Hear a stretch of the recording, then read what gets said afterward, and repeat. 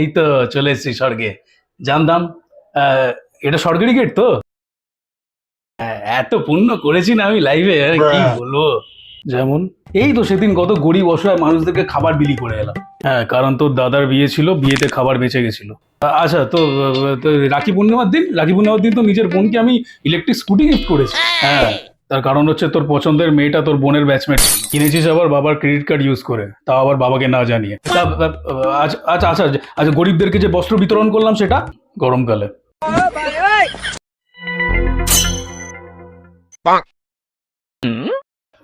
আচ্ছা আচ্ছা, তো এটা আমি আমি লাইফে কোনদিন চিকেন খাইনি। রাস্তায় অনেক নিরীহ কুকুরকে পিটিয়েছিস। হ্যাঁ, তো কি হয়েছে? কুকুর থেকে তো র্যাবিস ছড়াচ্ছে, চিকেন থেকে বার্ড ফ্লু, পিগ থেকে সোয়াইন ফ্লু, র্যাট থেকে প্লেগ, আর ব্যাট থেকে কোভিড এর মতো মারণ রোগও ছড়ায়। তাই বলে এই নয় যে সবাইকে আমরা অ্যাবান্ডন করব।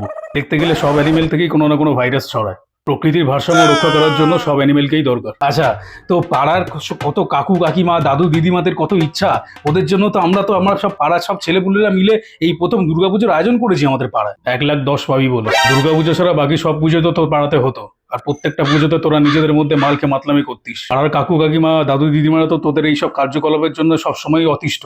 আর দুর্গাপুজোটা বাকি ছিল, ব্যাস 16 গলা পূর্ণ হয়ে গেল আর কি।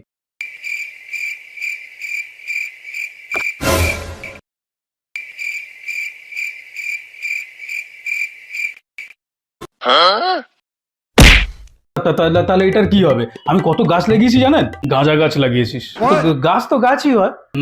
তাহলে খাওয়াটা নিশ্চয়ই ঠিক হয়নি, তারপর সেটাকে বেচাটাও তো নিশ্চয়ই আরো ঠিক হয়নি। পাপের লিস্ট তোর এখন অনেক পড়ে আছে, দেখবি। ওই দেখ।